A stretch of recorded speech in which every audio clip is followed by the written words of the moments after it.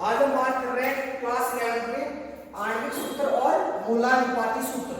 तो देखो कैसे निकालते हैं आणविक सूत्र और मूलानुपाती सूत्र, में एक एग्जांपल से समझते हैं। मान लो कोई यौगिक है आपके पास, उसमें आपके पास हाइड्रोजन तो कितना परसेंट है, 4.07%। कार्बन आपके पास कितना परसेंट है, कार्बन आपके पास उसमें पड़ जाएंगे 24.27%। और आपके पास क्लोरीन कितना है, 71.65%। जबकि आपको मोलर मास कितना गिवन है, मोलर द्रव्यमान कितना है आपके पास, मोलर द्रव्यमान 98.96। आपको क्या ज्ञात करना है, मूलानुपाती सूत्र ज्ञात करना है और आणविक सूत्र ज्ञात करना है। ये आपके पास एक एग्जांपल है। अब देखिए कैसे हम ज्ञात करते हैं मूलानुपाती सूत्र। सबसे पहले हम क्या करते हैं, जो हमें गिवन जो प्रतिशत है उसको हम किसमें कन्वर्ट कर लेते हैं, ग्राम में। तो मैं कहूं यहां पे हम प्रतिशत को किसमें कन्वर्ट कर लेंगे, ग्राम में। तो देखो हमारे पास मान लेता हूं कि यौगिक जो है उसका टोटल कितना है, 100 ग्राम है। तो मैं क्या करता हूं, यहाँ पे हाइड्रोजन कितना हो जाएगा हमारे पास, 4.07% था, ये कितना हो जाएगा 4.07 ग्राम। वैसे हम क्या करते हैं, क्लोरीन को कार्बन को कन्वर्ट करते हैं, कार्बन कितना ग्राम आ जाएगा, 27 ग्राम। अकॉर्डिंग इस पे 100 ग्राम लिया उसके अकॉर्डिंग, अगर 1000 है तो फिर जोड़ होगा, ठीक है, फिर एक पॉइंट आगे चल जाता है इसमें। क्लोरीन कितना हो जाएगा, 71.65 ग्राम। तो सबसे पहले तो आपने क्या किया, परसेंटेज को किसमें कन्वर्ट कर दिया, ग्राम में कन्वर्ट कर दिया। फिर हम क्या करते हैं, जितने भी तत्व दिए गए हैं हाइड्रोजन, कार्बन, क्लोरीन, इसके हम क्या कर लेते हैं, नंबर ऑफ मोल्स कैलकुलेट कर लेते हैं। तो हम क्या कर लेते हैं, दूसरे में मोल्स ज्ञात करते हैं, ठीक है, तत्वों की। वो देखो कैसे ज्ञात करते हैं, मोल्स का मैंने बताया था आपको क्या होता है, दिया गया मास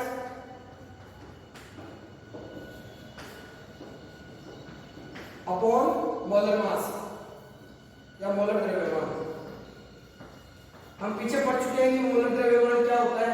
हमने कहा था कि एक मोल पदार्थ को हम ग्राम में कन्वर्ट करते हैं, उसको हम क्या कहते हैं, मोलर द्रव्यमान कहते हैं। जैसे मैं बात करता हूं हाइड्रोजन की मोल की, तो हाइड्रोजन मोल कितना दिया गया, कितना आपको 4.07 ग्राम बटे एक मोल हाइड्रोजन का वेट कितना होता है, मोलर मास कितना होता है, 1.008। कितना होता है, 1.008। ये लगभग आता है आपके पास 4.04। कितना आता है ये आपके पास, 4.04 मोल्स। क्या आ गया आपके पास, ये मोल्स आ गए। तो आपने हाइड्रोजन के मोल्स कैलकुलेट कर ली। उसके बाद आप क्या करोगे, कार्बन के मोल्स निकालोगे। कार्बन को दिया गया कितना ग्राम है आपको, 24.27 ग्राम। और एक कार्बन का कितना होता है, 12.001। तो जब आप इसको कैलकुलेट करोगे तो कितना आएगा, 2.021 मोल्स। ऐसे ही आप क्या करोगे, क्लोरीन के मोल्स ज्ञात करोगे। क्लोरीन के मोल्स कितना है, 71.65। इसके निकालोगे क्लोरीन से 71.65 में एक में कितना होता है, 35.345। जब आप इसको भी कैलकुलेट करते हैं तो कितना आता है, 2.021 मोल्स। तो देखो आपने दो स्टेप कर लिए। सबसे पहले प्रतिशत को आपने ग्राम में कन्वर्ट किया या ग्राम में बदला, फिर मोल को आपने क्या किया, सॉरी जो आपको जो एलिमेंट या तत्व दिए गए थे उसको आपने किसमें कन्वर्ट कर लिए, मोल में कन्वर्ट कर लिए। फिर थर्ड पॉइंट में आप देखो क्या करते हो, जो आपने नंबर ऑफ मोल्स निकाले, जो मोल्स के संख्या निकाली, उसमें सबसे छोटी जो मोल की संख्या उसको डिवाइड क्या कर दोगे, सभी मोलों को डिवाइड कर दोगे। तो आपके पास क्या क्या था, हाइड्रोजन था, कार्बन था और क्लोरीन था। अब मेरे पास ये कितना था, 4.04 मोल्स। ये कितना था, 2.021। ये कितना था, 2.021। जैसे मैं कहूं 2.028। अब इसमें सबसे छोटा कौन सा था, 2.021। तो हम क्या करेंगे, सभी को डिवाइड कर देंगे 2.021 से। ये थर्ड स्टेप में करना है। या तीसरी पद में क्या करना है, सबसे छोटे नंबर ऑफ मोल्स से हमें इनको भाग दे देना है। भाग देने पर देखेंगे ये कितना आएगा,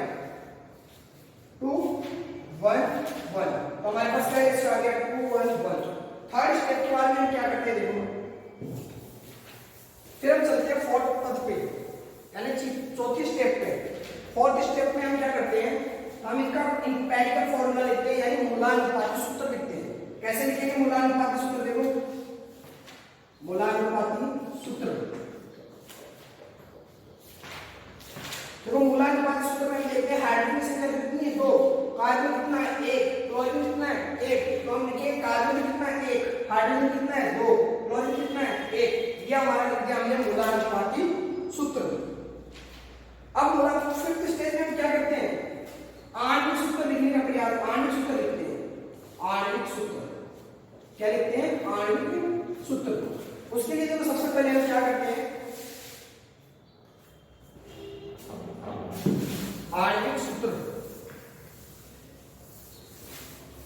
सबसे पहले हम क्या करते हैं, जो हमारे पास मूलानुपाती सूत्र है उसका क्या कर लेते हैं, मोलर द्रव्यमान ज्ञात करते हैं। पहले इस फिफ्थ स्टेप में हम क्या करते हैं, सबसे पहले मोलर द्रव्यमान, वो भी किसका, मूलानुपाती सूत्र का, किसका, मूलानुपाती सूत्र का। तो हम देखते हैं कार्बन कितना था 1, उसका वेट कितना था, कार्बन 12.001 प्लस हाइड्रोजन कितने 2, ये मूलानुपाती सूत्र ही है। 1 का कितना होता है 1.008 प्लस क्लोरीन कितना है 1, उसका 1 का कितना होता है 35.345। जब आप इसका टोटल करते हैं तो ये आता है 49.48। तो आपने क्या ज्ञात कर दिया, मोलर द्रव्यमान, वो किसका, मूलानुपाती सूत्र का ज्ञात कर दिया। अब सेकंड स्टेप में बी में क्या करते हैं, जो हमारे पास मूलानुपाती सूत्र का क्या है, मोलर द्रव्यमान है, और वहां पे क्वेश्चन में क्या दिया गया था, मोलर द्रव्यमान दिया गया था इसका पूरे यौगिक का, उसको इससे डिवाइड कर देंगे तो हमारे पास क्या आ जाएगा, एन फैक्टर, एन कारक आ जाएगा। हमारे पास कितना दिया गया था 98.96, और हमारे पास है कितना 49.48, तो ये कितना आ जाएगा 2। तो हमारे पास एन फैक्टर कितना आ गया, देखो एन फैक्टर बहुत सी चीजों पर डिपेंड करता है। यदि अगर आप एसिड की बात करें तो सॉल्यूशन के अंदर कितने एच का साइन देते हैं, उसके अकॉर्डिंग उतने क्या होगा, उसका एन फैक्टर होगा। बेस की बात करते हैं उसमें OH नेगेटिव आयन कितने देते हैं, वो उसका क्या होगा, एन फैक्टर होगा। यदि हम साल्ट्स की बात करते हैं जैसे Na2CO3, अब इसमें ना तो क्या है हाइड्रोजन है ना OH है, तो कैसे डिसाइड करते हैं इसमें एन फैक्टर? इसमें हम देखते हैं कि यहाँ पे मेटल है हमारे पास, लेकिन हम कहें जो कैटायनिक पार्ट है उस पे पॉजिटिव चार्ज कितना है, वही हमारा क्या होगा, एन फैक्टर होगा। तो यहाँ हम देखते हैं इसमें पॉजिटिव चार्ज कितना है 2 प्लस, यहाँ पे एन फैक्टर क्या हो जाएगा 2। ऐसे हम क्या करते हैं कि लवणों का भी हम क्या ज्ञात कर लेते हैं, एन फैक्टर ज्ञात कर लेते हैं। अब हम लास्ट स्टेप थर्ड में क्या करते हैं, हमने एन फैक्टर निकाल लिया। अब देखो मैं मॉलिक्यूलर फॉर्मूले के सोर्स से क्या लिख रहा हूँ, Mf, और मूलानुपाती सूत्र में क्या लिख रहा हूँ, Ef। तो मैं कह सकता हूँ कि मॉलिक्यूलर फॉर्मूला जो होता है वो क्या होता है, मूलानुपाती सूत्र को एन फैक्टर से क्या कर देते हैं, गुणा कर देते हैं, ठीक है। अब हमारे पास एम्पिरिकल फॉर्मूला है, फिर मूलानुपाती सूत्र क्या था हमारे पास, CH2Cl। एन फैक्टर कितना आया था हमारे पास 2, तो हमने क्या कर दिया 2, फिर इसको 2 से मल्टीप्लाई करेंगे तो क्या आ जाएगा C2H4Cl। ये हमारा क्या आ गया, आणविक सूत्र। तो देखो एम्पिरिकल फॉर्मूला और आणविक फॉर्मूला याद करने के लिए सबसे पहले हम क्या करते हैं, जो भी क्वेश्चन के अंदर हमें क्या दिया जाता है, प्रतिशत दिया जाता है, उसको ग्राम में कन्वर्ट करते हैं, फर्स्ट स्टेप। सेकंड स्टेप में हम क्या करते हैं, सेकंड स्टेप में हम करेंगे नंबर ऑफ मोल्स में कन्वर्ट करेंगे। जितने भी हमारे पास तत्व दिए गए हैं उनको हम क्या निकालेंगे, उनके नंबर ऑफ मोल्स ज्ञात कर लेंगे। फिर हम थर्ड स्टेप में क्या करते हैं, थर्ड स्टेप में देखते हैं जो नंबर हमने मोल्स कैलकुलेट किए उनमें से सबसे छोटे मोल की जो संख्या है उसको सभी को मोल, नंबर ऑफ मोल्स को क्या कर देंगे, डिवाइड कर देंगे। डिवाइड करने के बाद में हमारे पास एक रेशियो आएगा, अनुपात आएगा। उसके बाद फोर्थ स्टेप में हम क्या करते हैं, उसके अकॉर्डिंग हम क्या लिख देंगे, मूलानुपाती सूत्र लिख देंगे। फिर हम क्या करते हैं, फिफ्थ स्टेप में मूलानुपाती सूत्र लिखने के बाद में हम क्या लिखते हैं, आणविक सूत्र लिखते हैं। अब आणविक सूत्र लिखने के लिए सबसे पहले हम प्रोसेस करते हैं मोलर द्रव्यमान। हम क्या करते हैं कि मूलानुपाती सूत्र का मोलर द्रव्यमान निकालते हैं। तो हमने मूलानुपाती सूत्र क्या था हमारे पास, CH2Cl, इसका हमने क्या कर लिया, मोलर द्रव्यमान कैलकुलेट कर लिया, निकाल लिया। फिर बी स्टेप में हम क्या करते थे, हमारे पास क्वेश्चन में जो पूरे कंपाउंड का जो मोलर द्रव्यमान दिया गया था उसको डिवाइड कर देते हैं किससे, मूलानुपाती सूत्र के मोलर द्रव्यमान से। तो हमारे पास क्या आ जाता है, एन फैक्टर आ जाता है। एन फैक्टर की वैल्यू कितनी आई थी हमारे पास 2, फिर लास्ट एंड फाइनल स्टेप सी में हम क्या करते हैं, मॉलिक्यूलर फॉर्मूले को लिखते हैं। उसको लिखने के लिए एक फॉर्मूला होता है, एम्पिरिकल फॉर्मूला को आप n फैक्टर से क्या कर दो, या फिर मैं कहूं कि आणविक सूत्र को लिखने का एक फॉर्मूला होता है, उसको मूलानुपाती सूत्र गुणा n फैक्टर या n कारक। तो आपने क्या किया, मूलानुपाती सूत्र लिखा और n फैक्टर से उसको मल्टीप्लाई कर दिया। फिर जो आपके पास जो सूत्र मिला वो क्या था, आपका आणविक सूत्र। कुछ एग्जांपल्स मैं आपको और देता हूं मूलानुपाती सूत्र के और आणविक सूत्र के।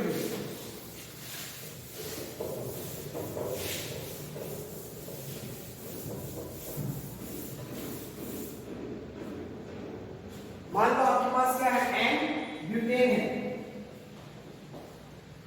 तो मैं लिख देता हूं C4H10 कि आपको पता है एल्केन का सामान्य फॉर्मूला क्या होता है, CnH2n+2। तो कितना आ गया, C4H10। ये हमारे पास n ब्यूटेन और n का मतलब क्या होता है, वो सीधी श्रृंखला में है, ठीक है। अब देखिए आप, कार्बन और हाइड्रोजन का रेशियो कितना है, 4:10। ये हमारे पास क्या था, इसका आणविक सूत्र था ये हमारे पास। यदि हम इसको देख के हाथों हाथ क्या निकाल रहा है, उसका मूलानुपाती सूत्र निकालना, तो हम क्या करेंगे, इनको रेशियो लिख लेंगे, फिर हम इसको क्या करेंगे, सरल करेंगे। तो काटो आप 2 से 2 दूनी 4, 2 पंजे 10, आपके पास क्या रेशियो आ गया, 2:5। फिर आप देखिए कार्बन कितने आपके पास, 2, हाइड्रोजन कितने बचे, 5। यही आपका क्या हो जाएगा, मूलानुपाती सूत्र। एक एग्जांपल और देखते हैं, एसिटिक एसिड या एसिटिक अम्ल। एसिटिक अम्ल, एसिटिक अम्ल का फॉर्मूला सूत्र क्या होता है, CH3COOH। अब इसका हम देखते हैं कितने एटम्स हैं, एक तो कार्बन है, एक हाइड्रोजन है और एक क्या है, ऑक्सीजन है। कार्बन कितने हमारे 2, हाइड्रोजन कितने हैं 4 और ऑक्सीजन कितने हैं 2। फिर हम इसको भी क्या करते हैं, ये हमारे पास आणविक सूत्र दे रखा है, हमें पता है इसका आणविक सूत्र क्या होता है, CH3COOH। इसका मूलानुपाती सूत्र निकाला तो क्या करेंगे, इसको सरल कर देंगे, 2 × 2 = 4, 2 × 2। तो कितना आ गया, 1:2:1। तो इसको हम कैसे लिख लेंगे, कार्बन का हमारे पास कितना है 1, हाइड्रोजन कितने हैं 2, ऑक्सीजन कितना है 1। ये हमारा क्या आ गया, मूलानुपाती सूत्र किसका, एसिटिक अम्ल का, ठीक है। ऐसे हम क्या कर लेते हैं, मूलानुपाती सूत्र याद कर लेते हैं और आणविक सूत्र भी याद कर सकते हैं। यदि आप इसकी बात करोगे, ये आपको पता है क्या है, एसिटिक एसिड है। एसिटिक एसिड को आप कैसे लिखते हो, CH3COOH, यही तो लिखते हो आप। आपको मैंने क्या बताया था, आणविक सूत्र किसके बराबर था, मूलानुपाती सूत्र गुणा n फैक्टर। अब मूलानुपाती सूत्र क्या है आपके पास, CH2O है आपके पास। तो आप क्या करते हैं, यहाँ पे आपको देखना है कि ये एसिड है, तो ये कितने H+ आयन किसमें देता है, सॉल्यूशन में देता है। तो आपके पास उससे अगर आप मल्टीप्लाई इसको कर दो तो क्या आ जाएगा आपके पास आ जाएगा आणविक सूत्र। अब कैसे पता चलेगा कि ये कितने H+ आयन देता है, ये तो हम सॉल्यूशन में डिसॉल्व करते हैं, बॉल्टिंग के अकॉर्डिंग डिसाइड करते हैं कितने देता है, क्या करते हैं। जैसे अगर मैं बात करूं H3BO3 की, तो आप देखिए B double bond O, OH, OH और H। अब ये बेस है, मान लो आपके पास, तो ये 2 तो OH+ आयन दे देगा, या फिर मैं कहूं कि ये 2 H+ आयन दे देगा, ये एसिड मानते हैं इसको, तो 2 H+ आयन दे देगा ये, जबकि ये क्या करेगा, इतनी जल्दी ब्रेक नहीं हो पाएगा क्योंकि स्ट्रॉन्ग बॉन्ड है। तो इसका n क्या होता है, इसका n फैक्टर 2 होता है, वहां इसका भी क्या होता है, वैसे ही n फैक्टर क्या होता है, 2 होता है। तो n फैक्टर 2 कैसे निकालते हैं, यहाँ पे हम क्या देखते हैं, कई बार हम यौगिक की बात करते हैं तो वहां पे हम संयोजकता देखते हैं, उसकी संयोजकता कितनी है उसके अकॉर्डिंग हम क्या करते हैं, उसका n फैक्टर निकालते हैं। n फैक्टर का मैं पूरा टॉपिक बताऊंगा, इसके 2 कैसे आते हैं। फिर अगर आप इसको मल्टीप्लाई करोगे तो कार्बन 2 हो जाएगा, हाइड्रोजन 4 हो जाएगा, ऑक्सीजन 2 हो जाएंगे। n फैक्टर हम कभी नेक्स्ट क्लास में करेंगे। ये था हमारा मूलानुपाती सूत्र और आणविक सूत्र।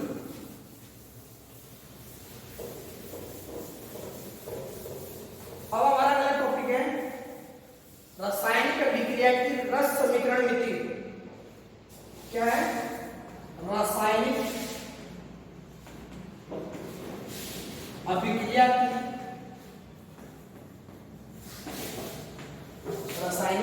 की रस समीकरण मिति।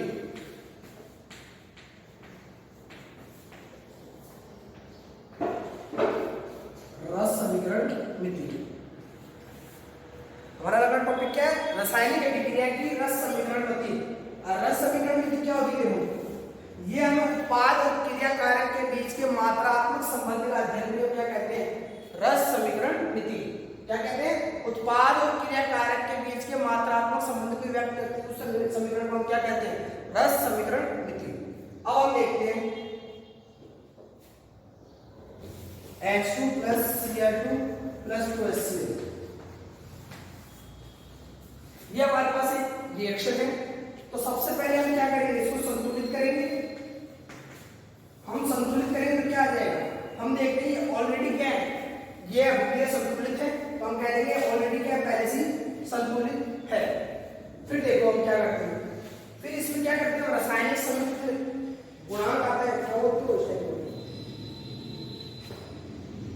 रस समीकरण के गुणांक हम क्या करते हैं? स्टोइकोमेट्रिक कोएफिशिएंट, जिसको हम बोलते हैं शॉर्ट में एससी। देखो कैसे करते हैं, यहाँ क्या वन है, यहाँ भी क्या वन है। तो अगर बात करें हम इसकी, तो इसका स्टोइकोमेट्रिक कोएफिशिएंट कितना है? 2। इसका कितना है? 1। और इसका कितना है? 1। अब हम सबसे पहले क्या ज्ञात कर लेते हैं? नंबर ऑफ मोल्स ज्ञात कर लेते हैं, क्योंकि हमारे पास क्या था, हम क्या पढ़ रहे हैं? रासायनिक अभिक्रिया की रस समीकरण मिलती। मैं एक एग्जांपल और देता हूं कि कैसे ज्ञात करते हैं इनको। जैसे आपने ले लिया CH4 plus O2, आपने बना लिया CO2 plus H2O। आपने इस अभिक्रिया को देखा कि ये पहले से क्या नहीं है? संतुलित नहीं है। तो इसको आपको क्या करना पड़ेगा? संतुलित। तो अगर आप संतुलित करते हो तो यहाँ क्या आ जाता है? 2 ऑक्सीजन और यहाँ क्या आ जाएगा? 2।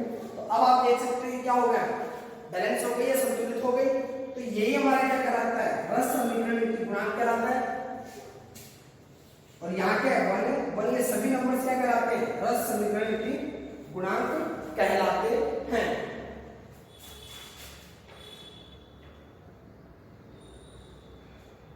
अब हम बात करते हैं सीमांत अभिकर्मक। नेक्स्ट टॉपिक क्या है? इसमें देखो हमें कुछ याद नहीं करना, अभिक्रिया को संतुलित करना होता है। संतुलित जिस नंबर से हम उसको संतुलित करते हैं वही हमारा क्या होता है? रस समीकरण मिति गुणांक होता है। अगर हम रस समीकरण मिति की बात करें तो ऐसे समीकरण जिसमें क्या हो, क्रिया कारक उत्पादों के मात्रात्मक संबंध का हमें पता चलता है, उसको हम क्या कहते हैं? रस समीकरण मिति कहते हैं। अब करेंगे सीमांत अभिकर्मक। सीमांत अभिकर्मक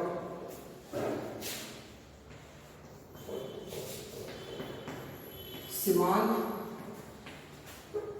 अभिकर्मक। देखो नाम से स्पष्ट है, सीमांत अभिकर्मक ऐसा अभिकर्मक जो क्या हो, एक निश्चित अनुपात में उपस्थित हो, या फिर मैं कहूं उसकी सीमा क्या हो, फिक्स हो, उसी को हम क्या कहते हैं? सीमांत अभिकर्मक बोलते हैं। वही चाय का फॉर्मूला देखो आप, 1 कप चाय के लिए आपको क्या करना पड़ता है?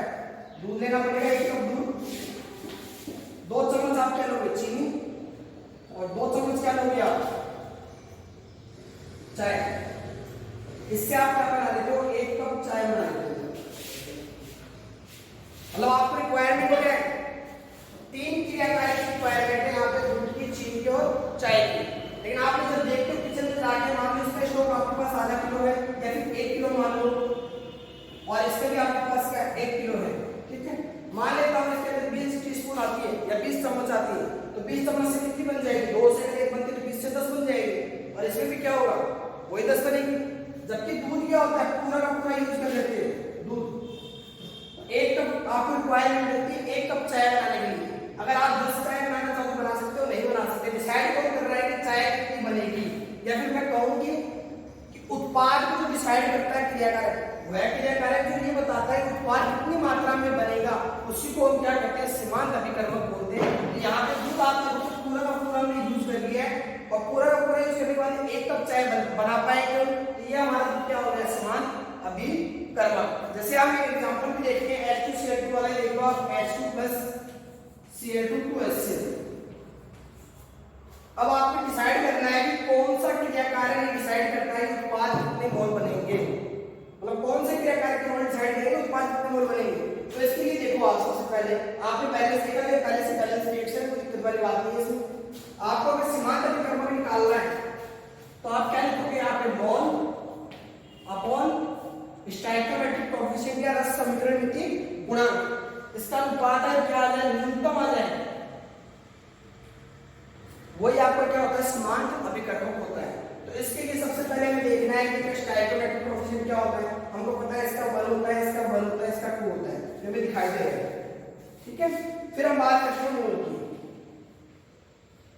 अब हमें निकालने हैं हाइड्रोजन के मोल पता करने। मोल कैसे निकालते थे आप? मोल था दिया गया मास या द्रव्यमान और अपॉन क्या आएगा? मोलर द्रव्यमान। उसी का क्या निकलोगे? मोलर द्रव्यमान। और मोलर द्रव्यमान क्या था?